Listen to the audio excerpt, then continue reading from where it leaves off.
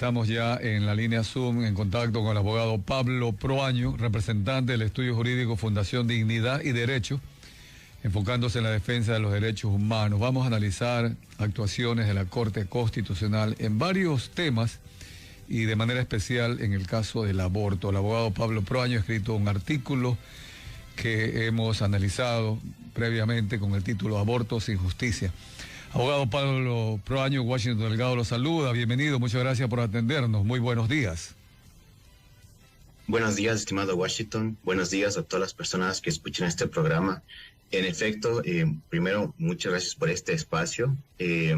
Quiero arrancar indicando que efectivamente nos encontramos en una situación donde la Corte Constitucional está haciendo avanzar el aborto sin justicia, porque se vulnera el trámite para las acciones de inconstitucionalidad, se ataca la ley del aborto, se caen contradicciones y en última instancia se está afectando el proceso democrático de la formación de la ley. Es un tema que nos atañe justamente a todos los ecuatorianos, medios de comunicación, especialmente los juristas académicos, pero también a toda la ciudadanía.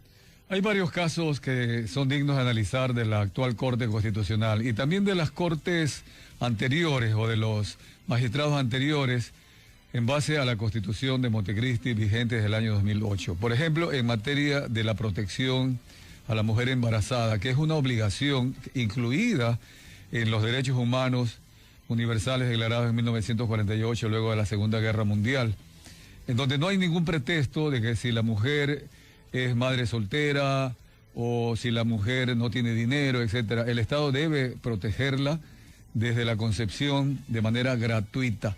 Sin embargo, la Corte Constitucional declaró que las mujeres pueden abortar en el Ecuador por la no discriminación, es decir, acogió otro artículo. Ellos hablan de a la luz de los derechos humanos también, etcétera, etcétera. ¿Cómo usted analiza la infalibilidad, entre comillas, que tiene la Corte Constitucional y respecto a atentar en contra de un derecho de los más inocentes, es decir, de aquellos niños o niñas concebidas?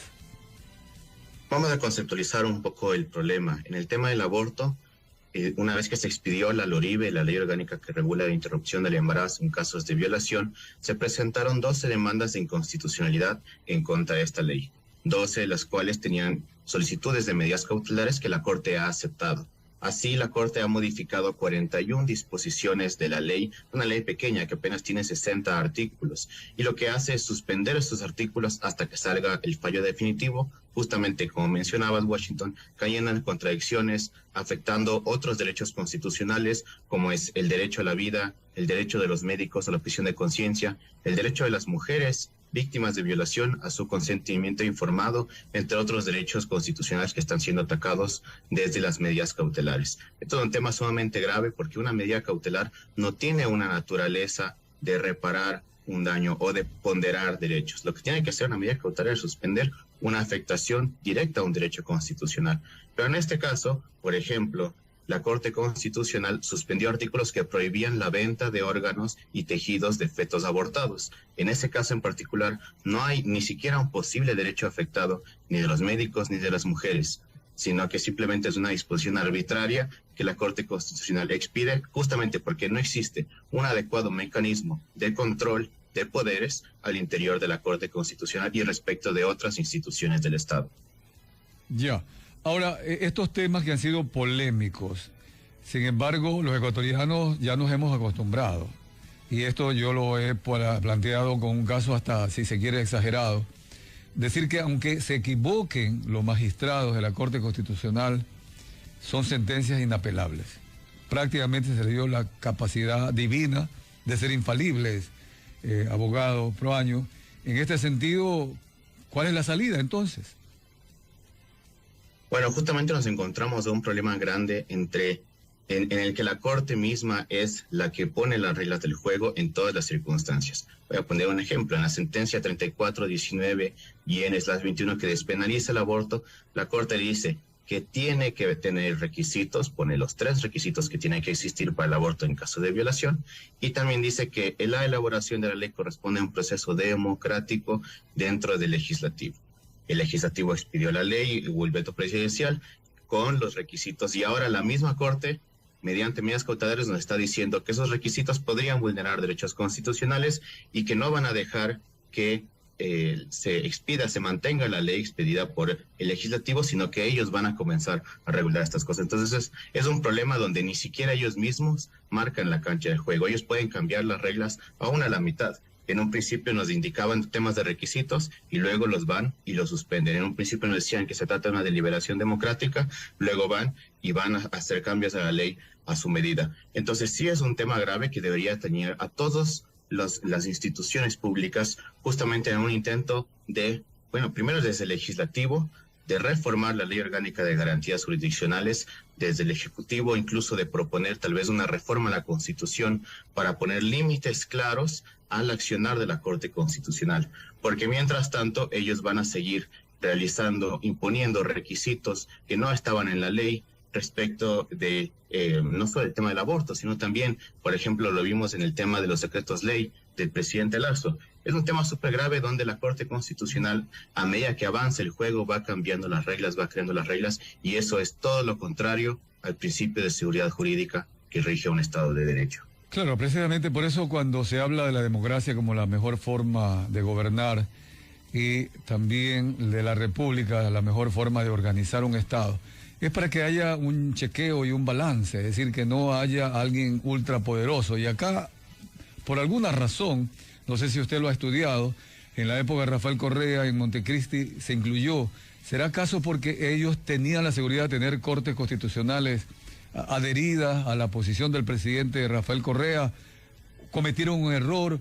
Como se dice que esto fue introducido por ciertos legisladores, ciertos políticos españoles del grupo Podemos, ¿será acaso también con otras intenciones? ¿Cómo llegar un poco a escrutar este tema, abogado Pablo Proaño?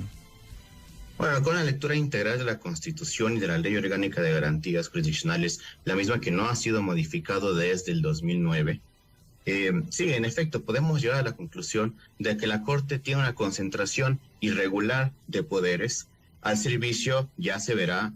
En un caso fue del presidente de la República, en otro caso puede ser del Consejo de Participación Ciudadana o de los intereses personales de los jueces.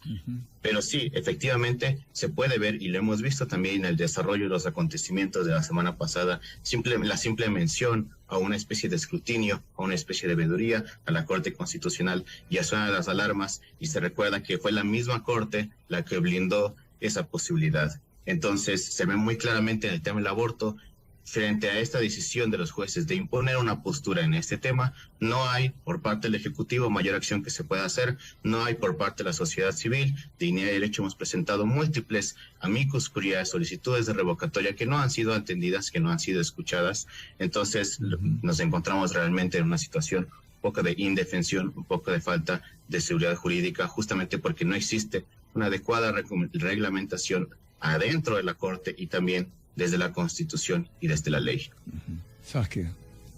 Pablo Andrés, y bueno, la Corte Constitucional, como usted ha mencionado, constantemente está poniendo las reglas del juego, ¿no? Especialmente lo vimos en los decretos ley presentados por el presidente de la República, Guillermo Lasso, específicamente con el de los préstamos de los estudiantes que se encontraban en procesos de coactiva, que merecían realmente ser aprobados ese decreto. Pero, ¿qué podemos hacer ahora? ¿Cuáles son los cambios urgentes que se deberían de hacer? Porque esto nos está afectando de una u otra manera jurídicamente hablando. Así es, Saskia. Bueno, en primer lugar, hay que hacer un llamado a los futuros legisladores, justamente para que se revise la Ley Orgánica de Garantías Jurisdiccionales. Una ley que no ha tenido modificaciones, es una ley que además ha sido ampliamente interpretada por la misma Corte Constitucional. Eso, de alguna manera, también cambia las disposiciones de la ley, cambia estas reglas del juego y le permite a la Corte manejarse con mayor libertad. Tiene que haber límites claros, tiene que haber plazos establecidos. Por ejemplo, en este caso, una solicitud de revocatoria de medidas cautelares tiene que ser atendida. Nosotros patrocinamos a la Facultad de Medicina de Médicos de la ESPE y justamente presentando una revocatoria de medida cautelar en el tema de la objeción de conciencia, que es un derecho constitucional que no puede ser afectado por una medida cautelar, sino que tiene que ser ponderado de forma efectiva, eficiente y en justicia, en derecho, dentro de un proceso que conozca el fondo del asunto en una sentencia. Y sin embargo, no hay una disposición de la ley, no hay un término en el cual la Corte tiene que pronunciarse. Lo mismo pasa con el tema de recusaciones de los jueces constitucionales. Lo hemos visto en el tema del aborto, lo hemos visto en temas de minería. Justamente cuando se recusa a un juez constitucional, tampoco existe una norma que dicte cuánto tiempo tiene que tardarse la Corte en resolver ese tema. Nosotros hemos hecho una investigación extensa al respecto de, no son muchas, tal vez unas 6, 7 recusaciones constitucionales. Simplemente 2 han sido atendidas en el tiempo, digamos, antes de que se expida la sentencia. Algunas ni siquiera han sido atendidas y otras simplemente se dijo, bueno, ya salió la sentencia, ya no tiene sentido conocer este tema, y así se mina una institución muy importante que garantiza la imparcialidad judicial, como es una recusación en el caso de jueces de la Corte Constitucional. Entonces, estos son los temas que los futuros legisladores tienen que tener presente al momento de proponer y plantear una reforma de la Ley Orgánica de Garantías Jurisdiccionales que ya se estaba empezando a cocinar respecto de los juristas, respecto de la academia y respecto de la asamblea anterior. Quizás todo este fondo tiene un trasfondo, mejor dicho, político. Son decisiones quizás que tienen que ver con la política.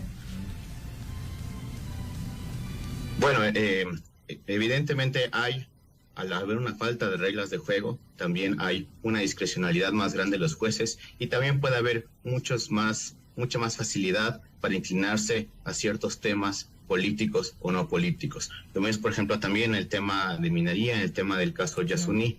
Es una cuestión bastante complicada que después de 10 años la Corte haya emitido una sentencia y luego pues estamos un poco en esta pugna de cómo se va a realizar, cómo se va a llevar. No necesariamente estoy hablando de intereses partidistas, pero sí de intereses particulares que tienen cada uno de los jueces, y eso se puede ver claramente reflejado en este tema del aborto respecto a las votaciones de los tribunales de admisión.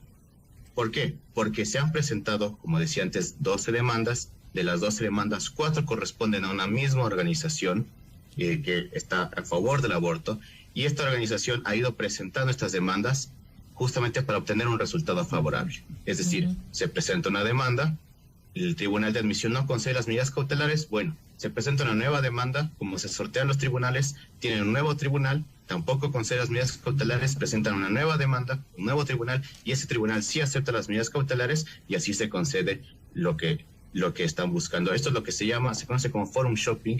Es un abuso del derecho que la Corte Constitucional tampoco ha puesto un freno, lastimosamente, en este tema del aborto, y se puede ver clarísimo en cualquier acción de inconstitucionalidad. Lo que se va a poder hacer es justamente interponer cuantas acciones, cuantas solicitudes de medidas cautelares, hasta tener una resolución favorable y una votación favorable de los jueces, y no hay ningún problema. Nadie tiene que pronunciarse al respecto. Este es un tema sumamente grave. Estamos conversando con el abogado Pablo Proaño Pazmiño, representante del estudio jurídico Fundación Dignidad y Derecho, enfocado justamente a derechos humanos.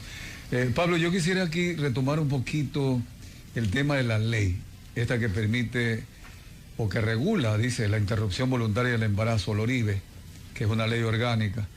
Y ahí usted en su artículo describe, ¿no?, que se han propuesto 12 acciones de inconstitucionalidad. Es decir, si ya la ley estaba aprobada en la Asamblea Nacional, alguien va a la Corte y solicita declarar tal o cual artículo como inconstitucional. Resulta que han hecho 41 modificaciones de 60, que son los artículos. En la práctica, ¿qué está sucediendo? La Corte Constitucional no solo que está controlando la Constitución, sino que está legislando y reemplazando a la Asamblea Nacional. Pablo, en ese caso, sería algo antijurídico, antidemocrático, antirrepublicano y un montón de antis. Por supuesto que sí, desde el sentido común, 41 modificaciones a una ley es algo que llama fuertemente la atención. Sin embargo, nuevamente tenemos un vacío legal donde no hay una disposición que le prohíba a la Corte hacer estas modificaciones. Y se han realizado ya modificaciones respecto a los requisitos. No hay requisitos. Actualmente la Corte suspendió los requisitos para acceder al aborto. Entonces no hay necesidad ni de un examen médico, ni de una denuncia, ni de una declaración juramentada. Además, eliminó también el deber de denuncia que tienen el personal de salud. Una persona que trabaja en un hospital público, que recibe a una mujer que quiere abortar, tiene que ser capaz por lo menos de ver si es que esa mujer está acompañada o no, si está amenazada o no, si ha sido golpeada o no, y presentar una denuncia justamente para evitar que se perpetúe la violación, mucho más en el tema de menores de edad. Sin embargo, la denuncia ha sido eliminada. Aparte, también eliminaron las disposiciones que dictaban que una menor tiene que ir acompañada de un padre, un representante legal o una persona de cuidado. Entonces, cualquier menor de edad puede ahora acercarse a abortar sin requisitos, sin denuncia, incluso con una persona al lado, y nadie le puede preguntar, nadie le puede interrogar, nadie puede hacer una investigación, y no se activa el aparato de justicia justamente para reparar a la víctima. Eso, y ni hablar pues del tema de la objeción de conciencia, que ha sido fuertemente limitada respecto de el personal de salud. Ahora solo es para los médicos que intervienen directamente en el aborto, y también los médicos de zonas remotas y alejadas no tienen tampoco derecho a la objeción de conciencia, ni hay una objeción de conciencia colectiva, ni hay una objeción de conciencia institucional. Entonces los hospitales confesionales con valores que defienden la vida no van a poder evitar tener pues esta oferta del aborto. Es un ataque frontal a la libertad de asociación y reunión, un ataque frontal a la libertad de empresa, y finalmente, pues un poco para coronar el asunto, se permite la venta y comercialización de órganos y tejidos fetales. Este es un tema gravísimo porque, como mencioné anteriormente, no corresponde a ningún derecho constitucional, no tiene nada que ver con ningún derecho constitucional, más aún al contrario, hay disposiciones del COIP estrictamente en contra del tráfico de órganos, de la promoción del tráfico de órganos, y aquí estamos hablando de que se está esto permitiendo su comercialización de una forma libre y restricta, y la Corte Constitucional simplemente ha lanzado la piedra y ha escondido la mano, y nadie le ha preguntado qué es lo que está pasando con este tema. Sí, y lo más grave también, Pablo, y esto un poquito para redondear la idea y ya buscar la conclusión de esta entrevista con esta denuncia, esta demanda que hace en el artículo de aborto sin justicia. A la hora de la hora resulta que los acuerdos internacionales, la Declaración de Derechos Humanos, de derechos universales, que ordenan a los estados la protección de la mujer embarazada desde la concepción. No hay pretexto de que digan, porque son pobres, porque tienen muchos hijos, ni siquiera eso.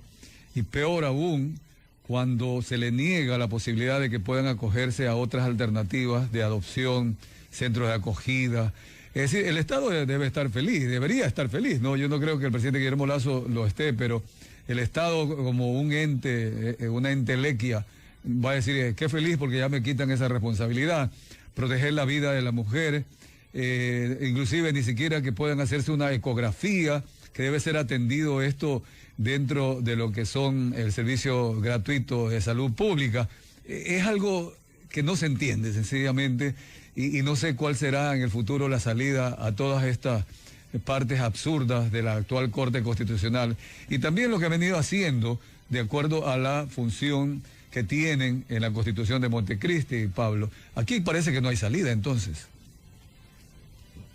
Yo creo que sí hay una salida, pero es una salida que corresponde más en una búsqueda de los ciudadanos en cuanto a lo que va a ser la justicia y la libertad respecto a la Corte Constitucional. Tal vez desde Presidencia de la República no se puede presionar más, tal vez no se puede realizar veedurías ciudadanas o revisar los nombramientos de la Corte desde el Consejo de Participación, pero lo que sí podemos los ciudadanos es exigir justicia. Los gremios de médicos exigir su derecho a la objeción de conciencia, las personas que trabajan con víctimas de violación exigir que se mantenga el deber de denuncia, que no se elimine el consentimiento informado, que se les dé alternativas y una información completa y clara a las mujeres que quieren acercarse al aborto, y justamente a todas las personas que, juristas, no juristas, periodistas, que nos interesa que haya transparencia, que haya imparcialidad judicial, que haya seguridad jurídica, hacer estos reclamos a la Corte Constitucional. Nosotros hemos trabajado ya con muchos gremios de médicos presentando acciones ante la Corte. Hacemos un llamado justamente a otros colectivos, a otras personas que quieran sumarse a esta presión desde la parte jurídica, justamente para patrocinarles y poder entonces interponer todas las acciones que sean necesarias ante la Corte Constitucional. Y el papel de ustedes, los periodistas, es fundamental en este tema, llamar la atención, hacer que la gente se pregunte, que los jueces se cuestionen, que den una respuesta a por qué están ocurriendo todas estas irregularidades y no hay un marco normativo que regule todo esto que está pasando. Sí, solo para concluir una reflexión final y compartir con usted, Pablo. Acabamos de hablar con Juan Esteban Guarderas sobre el tema corrupción y pasa lo mismo, ¿no? La corrupción está rampante en todos los estratos públicos, inclusive hasta privados, pero a la hora el ciudadano lo único que le queda es la protesta, exigir y demandar de que en algún momento se reforme la Constitución, que se llenen esos vacíos legales, etcétera. Y en esta materia también de la Corte Constitucional hay mucho, pero también decía que algo pasa en la ciudadanía, Pablo, cuando hay miedo, hay impotencia, hay resignación. Por otra parte, también hay un sector de indiferencia y hay otros que les conviene, ¿no? Que están conformes con lo que hace la Corte Constitucional que no se lucha contra la corrupción. Abogado Pablo Proaño Pazmiño, muchas gracias por atendernos y si desea agregarle un mensaje a la ciudadanía que nos está escuchando. Es hora que la ciudadanía, como digo, y pacíficamente, ¿no? Que por lo menos seamos conscientes de estos temas, de estos males y que depende de nosotros en estas elecciones y en las futuras para algún día también reformar la Constitución. Pablo.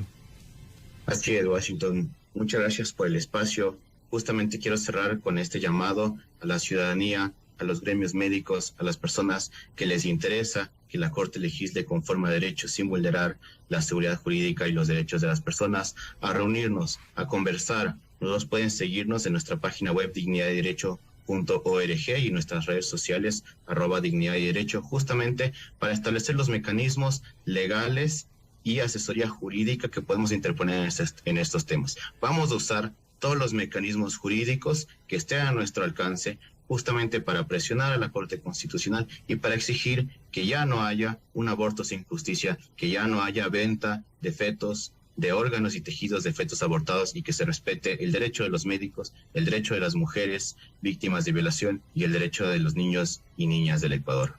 Claro, es la reserva de conciencia, ¿no? Bien, entonces muchas gracias al abogado Pablo Proaño Pazmiño, que se pone a las órdenes de usted, amigo y amiga que nos escucha, para defender los derechos humanos, representante del estudio jurídico, Fundación Dignidad y Derecho. Muchas gracias, Pablo.